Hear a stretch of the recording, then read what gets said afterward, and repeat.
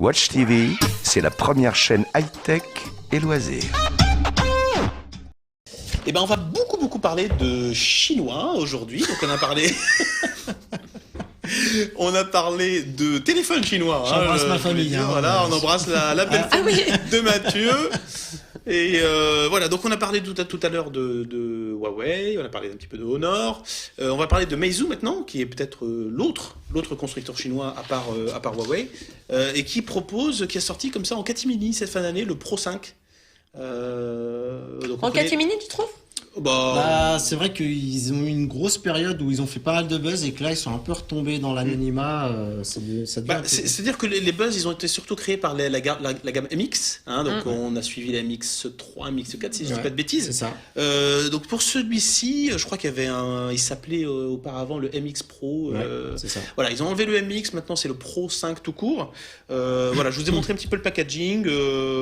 Ça arrive rien de très folichon, hein. Donc on a le téléphone, le chargeur. Et alors ce qui est particulier, c'est que ce chargeur le téléphone est équipé en USB-C. On en parlait tout à l'heure. Donc c'est la prise USB du Turfu. Alors je l'ai mis ici pour qu'on la voit. C'est effectivement cette prise USB qui est, je dirais, symétrique, hein, puisqu'en fait on peut brancher le chargeur d'un côté ou de l'autre. Et alors ce qui est très marrant, c'est que sur l'autre extrémité où on a une prise USB normale, elle-même est également réversible. Hein, donc c'est une prise USB qu'on met sur son sur le chargeur d'un côté ou de l'autre. Donc une prise aussi qui est également, comme tu dis, assez ambitieuse, parce que au-delà de ça, on peut y mettre du son, de l'image. C'est une prise un peu multifonction. Oui. Si tant est que les constructeurs veuillent bien le mettre, parce qu'en ce moment on se fait un peu enfler sur cette fameuse prise USB Type C, parce que des fois tu peux même avoir de l'USB Type. Alors, pour bien que les gens comprennent, le type C, c'est seulement la forme de la prise. Et à l'intérieur, on peut retrouver ce qu'on connaît déjà, de l'USB 3, de l'USB 2. En termes de vitesse de connexion. On se fait un peu enfumer parce qu'il y a beaucoup de choses que peut faire cette prise. Comme notamment, par exemple, laisser passer l'image. Il suffit de la brancher sur ton téléviseur et tu pourras afficher l'affichage de ton smartphone. Mais il y a beaucoup de constructeurs qui mettent du standard où ça fait que recharger d'un sens ou de l'autre. Donc c'est dommage. D'accord. Voilà, alors le Meizu est arrivé mi-décembre en France, depuis mi-décembre. Donc il a un châssis métallique comme beaucoup de téléphones dernièrement. Est-ce que tu nous fais, Mathieu, le test de la mort qui tue? Allez, dégueulasse. Comme c'est dégueulasse. Mais on rappelle qu'on est en pleine épidémie de gastro. Est-ce que tu l'as touché, Marie? Oui, c'est chaud. Et tu sais qu'il y a la gastro en ce moment, c'est vrai, hein. Alors, le métal, je vous crois, c'est froid. On va le croire sur parole. Je vous crois, c'est froid. Donc il a un corps métallique, et puis d'ailleurs qui est illustré par la vidéo qu'on peut regarder et qui nous montre un petit peu les étapes de fabrication du Meizu Pro 5.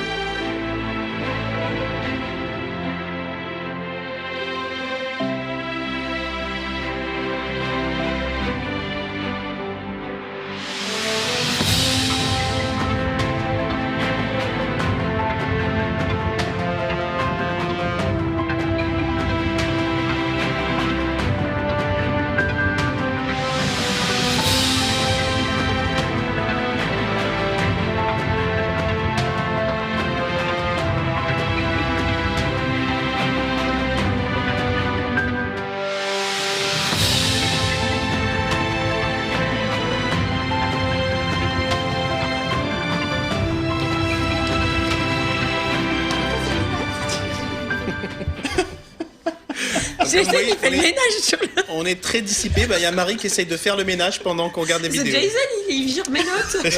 Je vois que t'as du mal. Oui, j'ai du mal, je sais pas où les mettre. Marie, ça... J'ai eu un peu de peine, donc du coup j'ai voulu faire. C'est bon, merci. De rien. Je m'en sors. Bon, alors qu'est-ce qu'on dit de ce Pro 5 ? Moi, je dis que bravo Non, mais Meizu. t'aimes bien la finition ? Est-ce que tu aimes bien la finition ? Oui, j'aime bien la finition. T'aimes bien la finition ? Peut-être avec le bras en main. Non, je dis que c'est super que Meizu, à chaque fois, il nous propose des smartphones aux spécificités très, très évoluées, très abouties, à des prix quand même assez compétitifs. Alors, on n'en est pas là. On va justement détailler... C'était la conclusion du Meizu. On vous remercie. On va justement détailler les caractéristiques et le prix.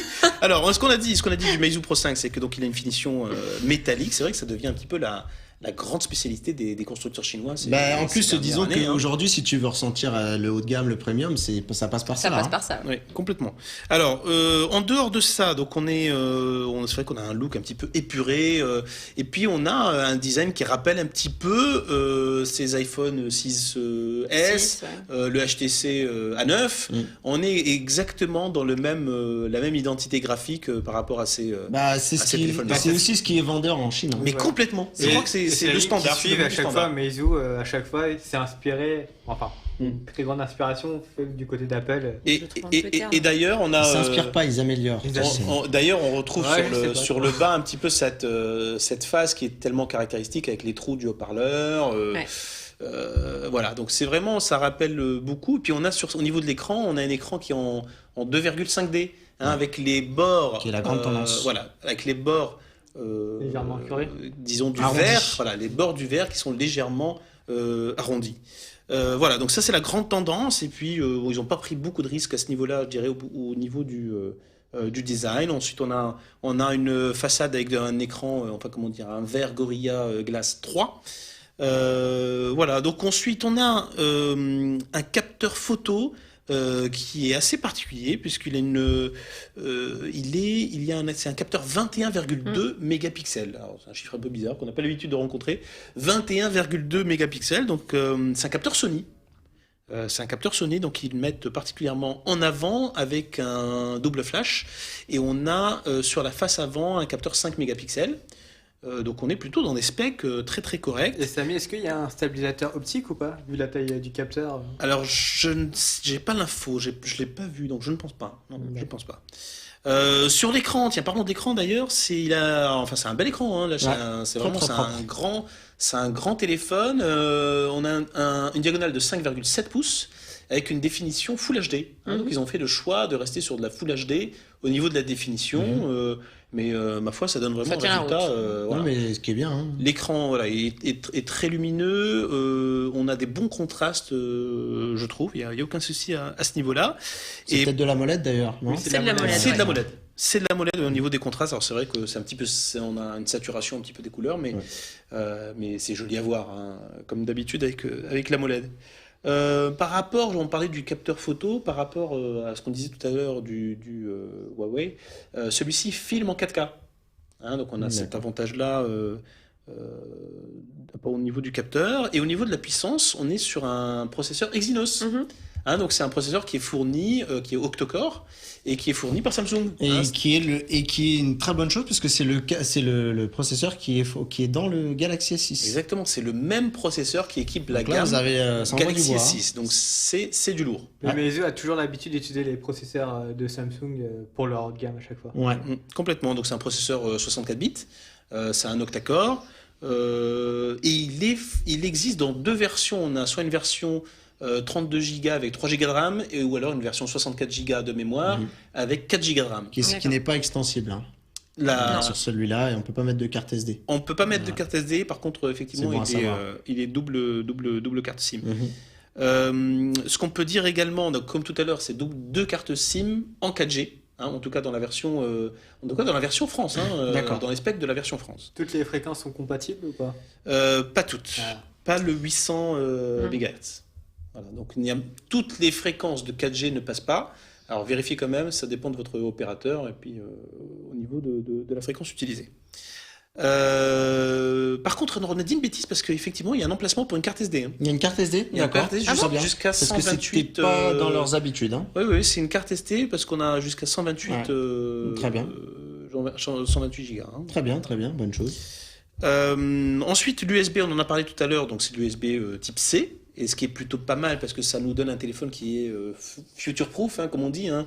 C'est-à-dire qu'il est résistant au temps. Ça va être le standard qui va débouler en masse en 2016 et on a un téléphone qui va être compatible avec ce standard-là. Et puis au niveau de la batterie, on est sur 3050 mAh, donc quelque chose de plutôt costaud et qui à l'usage, moi je l'ai constaté, enfin est très satisfaisant. Hein. Oui. Très satisfaisant. Là par exemple, on est à 80% de batterie. Je ne l'ai pas utilisé en GSM. J'utilise qu'en Wi-Fi depuis ce matin. Il a 80% de batterie. Ah oui, c'est pas mal. Une bonne maîtrise de Il paraît qu'il a un super lecteur d'empreintes aussi. Ah oui, il a un lecteur Très d'empreintes qui efficace. est caché donc sur la face avant, puisqu'il est dans le menu. Mais d'ailleurs, Samy, si tu l'as un peu utilisé, tu vas pouvoir nous parler de la fameuse surcouche qu'il y a dessus. Parce que on sait Alors, très bien que c'est là où ça. C'est là que le bas blesse. Non, parce que alors personnellement, vous le savez peut-être si vous suivez cette émission, mais j'aime pas trop le système les OS des téléphones souvent chinois où on ne peut pas ranger ses applications dans des tiroirs. Exact. Il n'y a pas de Donc lanceur ça d'application. reste ça reste ce même système-là, c'est-à-dire que on a toutes ces applications, même celles qu'on n'utilise jamais, Ouais. et ben on les a là sur l'écran d'accueil, on est obligé de les caser quelque part. Alors toutefois, on n'est pas sur vraiment un Android standard, puisque où d'habitude, par exemple comme Huawei, des gens mettent des surcouches. Là, on est quand même sur ce qu'on appelle un fork d'Android, c'est-à-dire qu'ils ont pris Android et ils l'ont modifié en profondeur Oui. avec un OS qui s'appelle FlymeOS. FlymeOS. FlymeOS. Et- Alors, ils l'ont modifié à tel point que c'est assez déstabilisant. Quand on démarre le téléphone pour la toute première fois, on a l'habitude de mettre son compte Google. Bah là non, là ça démarre directement, un petit peu comme sur les Wiko. On arrive directement sur cet écran-là. Ah oui? On sait pas trop où aller, où est mon mail, etc. On a d'ailleurs une icône là pour le Play Store, c'est la vieille icône qu'on ne voit plus maintenant. Puis on a des icônes qui ressemblent un petit peu qui sont assez originales. Par exemple, celle-ci là tout en bas avec le Ouais, chronomètre. C'est vrai. Eh bien, c'est un navigateur internet. Pas mal. Voilà. Bon Alors, courage. au niveau de l'OS, Ouais, c'est- alors, soit il faut aimer, les surcouches chinoises. Qui sont assez spéciales parce que bon c'est pas moche, hein, c'est vraiment pas moche, mais par contre voilà, faut aimer ce système à la iOS où on a toutes ces icônes à l'écran. Et puis si je l'avais en tout cas, parce que c'est un téléphone qui est quand même très performant et très séduisant par ses specs, je l'adapterais, si je l'avais moi, je l'adapterais à mon usage environ. Je mets tout ça Ouais, bien sûr. dans un petit Dans un répertoire dossier, poubelle, ouais. dans un dossier poubelle, Exact. et puis je le personnaliserai. Alors par contre, on a beaucoup critiqué la marque Meizu dans les précédentes versions de la série MX, parce qu'il y avait encore certaines parties de la surcouche qui étaient encore un petit peu en chinois. Ouais. Au niveau de la localisation, c'était pas encore le top. Traduction, tout ça. ouais. Alors sur celle-ci, ils ont fait un grand pas en avant, mais c'est pas encore parfait. Alors attention, j'ai lu sur des sites qui l'avaient testé que ça y est, c'est super, c'est génial, il est 5 étoiles. Au niveau de l'interface, je suis pas d'accord. Alors par exemple, je vous montre un petit exemple. Donc si on va sur le navigateur maison, hein, donc le navigateur qu'il nous propose, vous voyez, si je tape dans la recherche, je tape une lettre, j'ai du chinois. Je sais pas comment vous dire ça, mais c'est chinois, quoi. Ensuite, Mais donc, ça peut-être que tu l'as propose- mal paramétré. Ah non, justement. Non, t'as tout fait. Quand le téléphone démarre, Ah oui, déjà, il tu peux démarre pas. sur une page, on n'a rien à faire, on n'a rien à paramétrer. Oui. Mais le résultat, c'est qu'effectivement, on a des choses. Bon, voilà. La recherche Faut s'y mettre. spontanée, nous dirige d'abord sur des sites web chinois. Ah oui, d'accord. Après, il y a des traductions un petit peu hasardeuses. Donc, quand on regarde au niveau de La galerie. de la galerie, ici, on a des filtres en bas qui s'appellent supprimer, enfin bref. Voilà. Alors, tout ce que je voulais dire, c'est que ce téléphone, il est vraiment très performant. Il est séduisant. Il est proposé entre 499 € et 549 €. Donc ça va. C'est un bon prix. C'est un bon prix. Malheureusement, les gens le boudent parce que ceux qui étaient habitués à les importer les touchaient moins cher. C'est ça. Mais que là. Ça quand reste un bon t'arrives, prix, Samy. Voilà. Oui. Non, ça reste un bon prix et il est performant. Il et il faut savoir a que tout pour lui. Ouais. que On a- derrière, il y a un voilà. grand groupe derrière qui gère Alibaba. On a notamment. peu de choses à lui reprocher. Watch TV, c'est la première chaîne high-tech et loisirs.